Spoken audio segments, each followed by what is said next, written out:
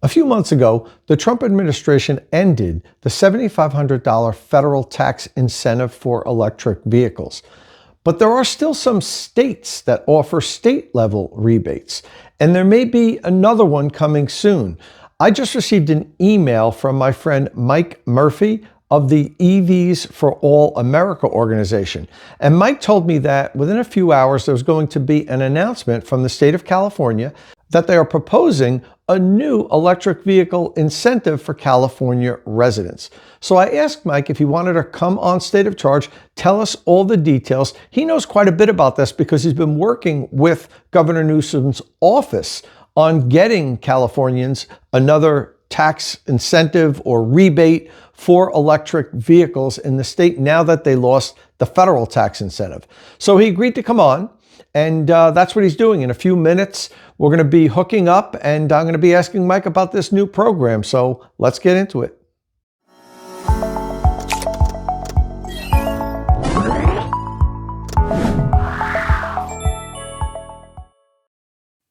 So I'm here today with Mike Murphy. Mike's a long-time political strategist. And if you don't know who Mike is, dare I say you haven't been watching politics for the last 30 or 40 years, because Mike's been heavily involved in the American political scene as a strategist, a consultant. He's done everything. He's run campaigns. But recently he's gotten the EV bug.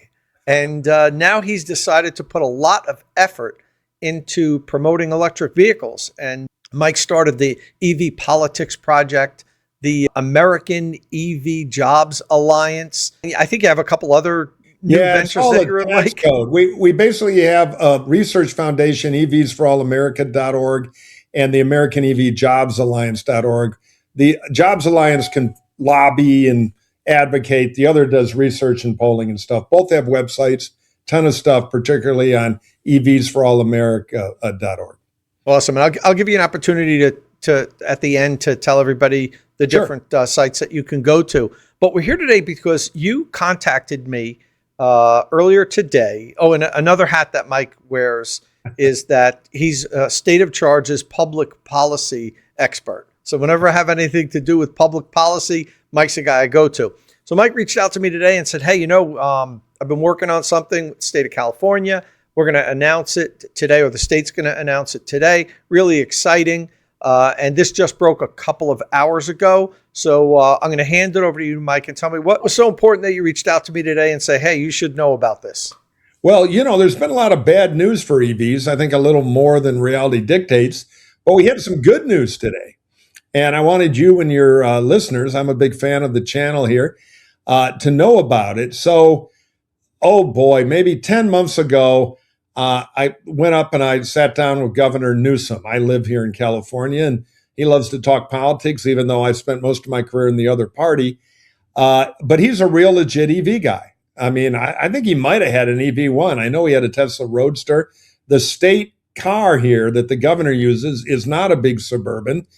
He sold it and got a Rivian. So he's a believer, as are the leaders at the California Energy Commission, particularly Commissioner Nancy Skinner, and Lauren Sanchez at CARB, the regulator here, clean air regulator in California. So long story short, I said, now that the feds have gotten rid of the 7,500, we have to do a California credit. Almost 1 out of 3 EVs sold in America are sold in California. We're a third of the national deal, and it's really important for American and our allies who make cars, EVs, to have a strong American market, or we better all learn Chinese. He agreed. The problem is we're in a budget crunch. He said, I just can't make up the $7,500 for a third of the country. We don't have the money. So we started working on it at, the American EV Jobs Alliance. And we said, well, why don't we do what the car folks do? A conquest credit. In other words, you don't get a credit for your second, third, fourth EV. You get a credit for your first EV, new or used. Because we know, Tom, you know this well, over 80% of people who take the plunge and get an EV fall in love with it and stick with EVs forever. So the best thing the state can do to help manufacturing jobs, the EV industry, and the whole EV movement is spend money converting people. So a conquest credit allows you to stretch the money a little farther. And so He really liked the idea, the CARB and CEC, a lot of enthusiasm, a lot of policy work done. And I got a great call yesterday from Lauren, the chair at CARB, saying, we're in tomorrow's budget announcement, we have $200 million for a California state EV credit. So, it is a great start in the right direction. Now, what comes next? Today was the governor's budget announcement, which is here's what I want in this year's budget. Now it goes to the legislature. And, there will be a little bit, what about the bridge in my district or the Statue of Me? People will peck at the money. But it's a Democratic legislature with a Democratic popular here now, governor. So we're in pretty good fighting shape. I texted with Assembly Member Lori Wilson, who's the chair of the State Transportation Committee. Assemblywoman Shivo is chair of our Select EV Committee. I've testified in front of her. They're ready to push to protect this thing. I think the odds are quite good we're having. Next step will be the state regulators figuring out how to spend $200 million. And they've asked us to be in the loop because, we kind of started this whole conquest credit idea. And we're excited about that. The thing we're pushing for is don't do the price limit. The main thing is we need to convert people to EV drivers because they stay forever. So if you want to buy an 85 grand Cadillac or Rivian or Lucid, don't be cut off. We want to move units here. And there's some debate of should it be a $4,000 credit? Should it be a $2,000 credit? Should it be a matching fund deal where the state puts up $2,000 and the automakers match it with $1,000? There's going to be some work on that. But fundamentally, what under the Gov's leadership, they want credits to move more EVs and convert more first-time drivers. And it's a great model for other states because it stretches your money a lot farther. Now, you got implementation issues. What if they already own an EV in the spouse and, two per household? So we have a little work to do. But think of it like this. For this amount of money, which is not a blank check for everybody, but a good start, we have 80 to 100,000 transactions we can help with $2,000 or maybe a few more with more. That's pretty good because we all know the cars are sold on payments. And when you're leasing, if you're going to go lease a new Bolt or one of the new Leaf, which is very impressive, and you're leasing a $32,000 car, and your lease cost is maybe 60% of that, $3,000 makes a real difference on your payment. That'll move more EVs. We got the Ford stuff online, and so that'll work. The other end of the market in California, we have a lot of people who may try the fancier ones.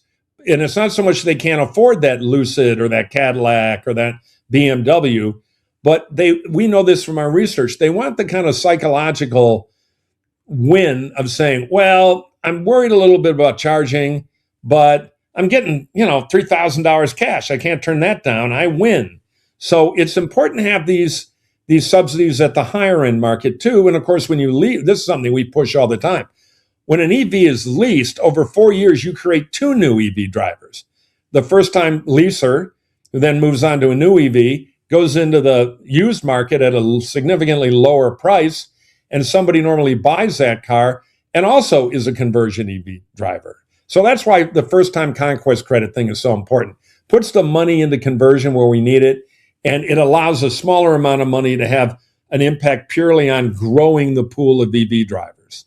So we're very excited about this, and we're looking forward to engaging on getting it through the legislature, and hopefully we'll have some good news later in the year when it comes into law and we start helping people get EVs.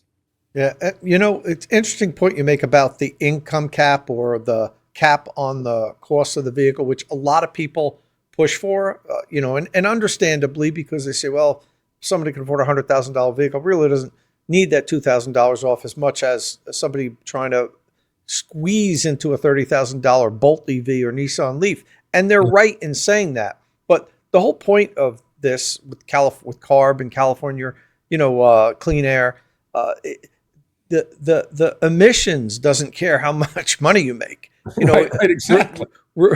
Removing a combustion vehicle from, say, a wealthy person's driveway and putting them in a Rivian or a Lucid or something that might be out of the reach for mortals, it still accomplishes the goal of reducing pollution in Right. California. So there's a point to be made there. So now, Mike, walk me through this, being the public policy expert you are. This was just introduced today. You had said it's got some hurdles to get over. What would be a likely timeline before this could Right. potentially be implemented? So there will be two tracks, what I'll call the political track and the policy track. The political track is we're not going to have a big fight over the budget because we have more appetite than stomach here, although in the projection, there's a little more revenue than people thought. So it's got to get into the final budget bill, means it goes to committees in the assembly. But we have a fair amount of support there for this. I've been getting texts today from assembly members.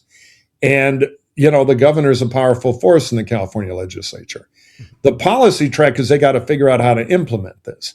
And there will be people who are, for good reasons, very focused on equity. This only will go to people at a certain income level. This only will go to certain, there was a thing last time, which I didn't like, where the subsidies, and some of this was charging, should go to the counties with the worst air quality. And my thought is there's no county line in the sky for CO2. It's not like I drive 500 feet over the county line and now there's no problem. So we're trying to make this thing, our argument is going to be simple and streamlined, which is, and look, maybe we exert Bentleys, you can put a cap, but I want to cover about 90% of the EVs on the market would be eligible. I also, we have to decide, does it all go to the brand leader or do you put caps on it, which is no one company can get more than 25% of the turns. There'd be some discussion of that because we don't have enough money to cover every sale, but we probably have enough for 75 to 90,000 first-time EV drivers to be into this. We last year we sold about 530,000 BEVs in California, but you add another 100 new bloods, 100,000. That's a pretty good increase during a time when EVs have gone down a little. So we're going to have a spirited debate, I'll call it, in the policy world. And meanwhile, what was announced today is we have $200 million for this, figure out agencies how to do it smart.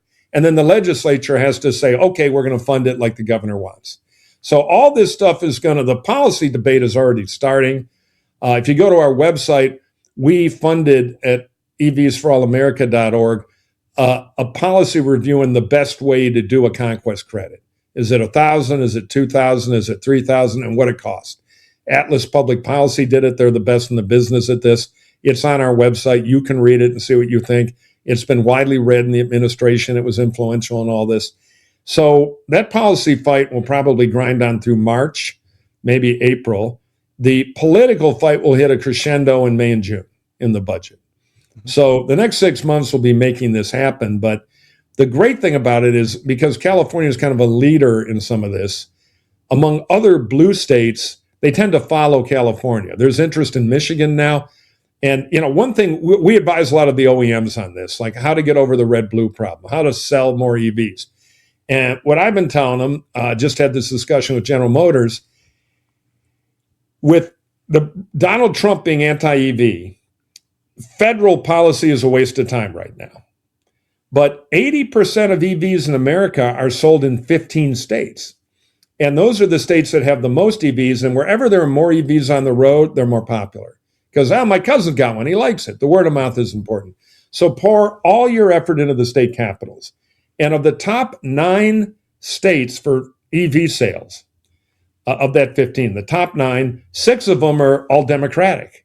And they're an easier sell on EV policy. So there's no reason why we can't repeat this California conquest model in other states. It's the most affordable credit model. So we're going to get it right here, and then we're going to export it. So this thing, as far as you're in California, you got an eye on a leaf, it'll be more than 6 months into this year. And that's also a program issue when they want to start. But end of this year, probably, and next year, they have a select pile of money. And if we do this right, we'll get another bigger pile of money. The other thing we're pushing for, and we haven't started yet because we're doing the research, but I sat down with the CEO of one of the foreign automakers that's big into EVs, new USA president, lifer, 30 years in that brand, smart guy, very dealer oriented. And I said, I know the dealers in a lot of counties are a little hinky about EVs. I mean, the sales guys will sell anything. You can sell ox carts if it has a commission. But most dealerships, the new car thing is break even. It's used cars and service is the best profit center. And EVs aren't great for service. Good for the consumer, not good for Big Mike Chevrolet. I can sell tires, but I'm competing with the Tire King down the street with thin margins. And I said, what happened instead of giving somebody $4,000 to buy an EV? We gave him $2,500, but we gave the dealer $1,500 for every turn. He said, God, I've never heard that pitch before. He thought about it for 20 seconds, said, I think you'd sell a hell of a lot more EVs. Because when dealers are paid to sell something, you know this, you've trained a lot of dealers, they will sell it. So we're going to start looking at ways to get the dealer incentives better, to care about training and to see it as a profit center, not a specialty item. So we got a lot to do, but I think those 15 states where 80% of the EV market is in the short term, the next 2 or 3 years, is where the action will be. And we hope to export this idea to other states. Yeah. So the interesting thing is you're hearing his response was, Scott, I've never heard that before.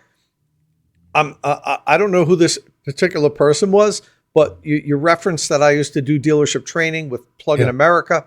We begged the automakers to give the dealerships $500 on each EV sale and split it between the dealership and the salesperson. That extra $250 sales commission would be a tremendous incentive for the salesperson to do it. So, I don't know who this is from GM or whatever company it was that you talked to, but we've begged them to do this because I think that would be a tremendous way to move the metal, is giving them an incentive to talk about electric vehicles, because without an incentive, EVs are harder for them to sell because they have to answer questions that they don't have to answer on combustion vehicles. Right. So it's so easy, Mike, to just say, just put them in that car over there, because I don't have to spend 30 minutes explaining how to charge the damn thing. In some of our research, we've come across the salesman's nightmare, which is we've all bought or leased cars. What's the last thing you hear after the keys are in your hand and they've figured out how to set up the CarPlay interface? They say, now look, here's my card, here's my home number. You have any problems, call me. I love you. I'm a great salesman. And I've got 5 kids. You're going to get a letter from JD Power or GM asking how I did. Please give me 5 stars, or I'm out on the street and my kids star. So now you're a salesman. You're saying, all right, I'm going to put this guy in an EV or this woman. They're going to drive home. It's going to take them a few weeks to get their garage charging figured out, and they better tune into Tom to hear how to do it. So they're going to wind up at the Electrify America in a line here in the suburb near Dallas, and they're going to have a lousy first or second or third charging experience. Then they're going to get the letter, and I ain't getting 5 stars. Yeah. And then my sales manager was like, how come you're screwing up all your sales? Your customers hate you. So why am I taking all that risk? Boom, I put them in a gas car. I got no problems. Yeah. So the incentives are actually backwards for the average, and there's no extra spiff, no extra commission. And meanwhile, that a lot of dealers look at it like, okay, I'm going to sell this car at $1,000 loss, because then Ford will give me more loaded Broncos where I only get 10 a month. If I win the sales contest, I get 20. So I'm going to take a loss on some cars, and probably I'll make it back in service. You don't make it back in service with EVs. Sales department can make some money, nobody else. So we gotta make it a good business to sell these things. And also, I had a dealer tell me, I got to get Bubba from service and teach him how to use a ray gun to fix this goddamn thing. And, I'm only selling 4 a month here in Kansas City or wherever. And so that costs money. And then, of course, charging equipment. I got to spend $300,000 to put in charging, take me 2 years. There's a great Ford dealership in New Hampshire. I highly recommend it. You can eat off any car in the lot. I mean, they really, Grappone, Garppone. They have some other stores. They did it right, because, we're up there in the summer like you in Vermont. I watched them put in 6 chargers. It's the only real great charging station in Concord, New Hampshire. They did a great job, but I'm watching this thing for a year and a half being built, and I know it's costing them $500,000 at least between the power and the units and everything. Very few dealers want to go through that, and they don't make any real money on that charging. So fixing the dealer thing is the next place for the subsidies, that and multifamily. We have 8 million people in California living in multifamily. If they could do overnight level 2 charging at the same rate as single family today, lowered a little for the income difference, California apartment dwellers themselves would be the 5th largest market for EVs in America, big as Colorado. And we're working on a bill through the legislature to do just that. State pays the install, customer pays the power at a not a crazy markup, and the landlord has no cost, and they get to collect $25 a month surcharge for every space. Pretty good math. For the cost of 1.6 nozzle fast charger, you can put about 300 permanent level 2 electrified load balance chargers in a big apartment building. So there's stuff the government can do that's a little smarter than the original subsidies that go a lot farther. And so in those 15 states, that's where we're very active, developing the policy. Then we hire lobbyists and we turn it loose on the politicians to try to get them. Last thing I'll say in California, why I think this thing will pass. It used to be my hometown of Detroit was the auto capital, and it still is. But for investment in EV manufacturing, over 200,000 jobs, it's Michigan, Georgia, and California. All the labs are here. Where was the Rivian and Lucid designed? Here. Where has Jim Farley bet the future of the Ford Motor Company? Lab in California. That's where the new truck's coming from. So I'm telling governors who want to run for president, like Governor Newsom, that run on American EV jobs because China's coming. And California's got a great story, and the legislature knows it, that we are now an auto state. And so they're above average here in caring about American EV manufacturing, both U.S. companies and our allied companies, the BMWs, Mercedes, Hyundai, that manufacture here. And eventually we're going to get Toyota straightened out. They've been a problem in D.C. It's one of these things. All right, auto companies, we got to fight for the subsidies. Everybody step forward. And you notice Toyota steps backwards, which is unhelpful. But I think they're coming around. So long ramble, but this is now a state issue in a lot of places, and it's really about jobs. And, you may love Gavin Newsom, you may hate him, but on EVs, this guy is rock solid. And we're doing the right thing here, and I think it'll spread to other states. That's great. And listen, it's been a great conversation, but before we take off, could you handicap? I know the devil's in the details, a lot of details to have to be ironed out with this, but is it going to come to fruition in one form or of another? What would be your guess on that? 70%, 80%, 50%? Yeah, I think, we got to, now it's kind of like feeding hungry dogs. We have 200 million and the hydrogen people might show up, we got to fend them off because it's for ZEV, zero emission vehicles. But I would bet the odds are better than 3-1. We will have a California state credit. It won't be 7,000. It won't be 5,000, but I'll bet it'll be 2,000 to 4,000 in effect, hopefully within a year. That's great news. That's fantastic. Yeah. All right. Before we take off, why don't you tell everybody where you could be found? What are the sites that you're managing now? And, Yeah, sure. So most of our stuff, so it's a funny thing about government. When you have a nonprofit advocacy group, the IRS shows up at your door, hello. And if you want to advocate, not give anybody a political contribution, but you want to hire lobbyists, you want a web ad, call your congressman, all that, you set up what's called a 501c4. We have one, it's called the American EV Jobs Alliance. And we pound, this isn't about green, it's about jobs in America and the China threat. They pay for our lobbyists in Sacramento who are helping us on that. They have a website, AmericanEVJobs.org. But the other organization, the C3, can take money. Hello, we're shoestring. I don't take any salary or anything. I fund it. That's tax deductible. Like I had a wonderful guy the other day who's a big EV driver, successful person, say, love this work. I'm sending you $30K because what the hell is 50% tax deductible. And I also want to salute the Hewlett Foundation, which does a lot of good work, and they've given us a grant. That can't pay for advocacy, but it can do all, like we have a poll we just did of California apartment residents. 70% really want an EV. They explain what they want. They hate level 1 charging, which I've run into with the bureaucrats. They love level 2. That tax deductible stuff is evsforalamerica.org, and that website has more. We post all our cool polling data a blog, news things. We have a couple of state of charge shows. So if you really want to see what's going on, go to and learn about all this stuff. Read that Atlas Public Policy paper. We did one on multifamily too. All that stuff, evsforalamerica.org. And also, we sponsor a podcast with the fabulous Max Patton, who a lot of you may remember from State of Charge, who's now soon to be a lawyer. He's in law school.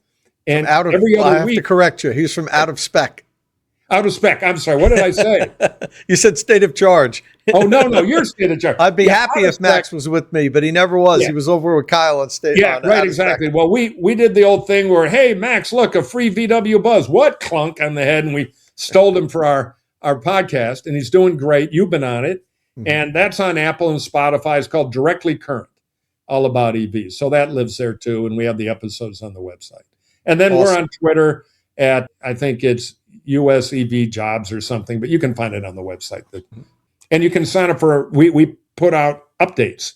So give us your email. Click the red donate button if you can. Send us $20, tax deductible. But you don't have to. But get our free stuff, and we pump it out, and we're out there pounding away. A lot of fun, and I do it because if it wasn't for the auto industry back in Detroit, I wouldn't be in the middle class. And China's coming, so we got to help U.S. manufacturing, and EVs are the future. Absolutely. Well, listen, thanks for coming on again. Good luck getting this pushed through in a good form, and hopefully it will spread to other states, as you mentioned. That would be fantastic. There's a few states out there that already have state incentives, but there are. We could use more. We could use more, absolutely. And I guess I'm going to see you next in about 2 months at the EV Charging Summit in Las Vegas. We have booths next to each other, and there will be a cooler. We were hanging out together last time. Yeah. And I'm looking forward to seeing you. I know you're launching some space there, and you're getting in the e-commerce business. I'm sending all my friends to read your reviews and then shop on the site, because nobody knows more about. And by the way, we've done all this polling. Nothing in EVs is more important than home level 2 charging, because that makes your experience great. So State of Charge is a must watch channel. I appreciate that. Thanks for saying that. Yeah, it's the biggest pain point right now. So we need to make sure everybody completely understands it. It's a big pain point being able to install it. First of all, if you can, right. If you live in an apartment, you can't. But then once you can, you have to figure out, well, what's really the best solution for me? So thanks for bringing that up. And if this was your first time here at State of Charge, please hit that subscribe button, ring the notification bell so you don't miss any upcoming electric vehicle news and reviews. And as always, thanks for watching. Thank you, Tom. And more snow machine videos. I'm sending you a snow hat here. I love that thing. Yeah. I'll, next time it snows, there'll be another review with the autonomous Yarbo snowblower. I promise you. I'm just waiting on the snow. Excellent. Thank you, pal. Take care, everyone.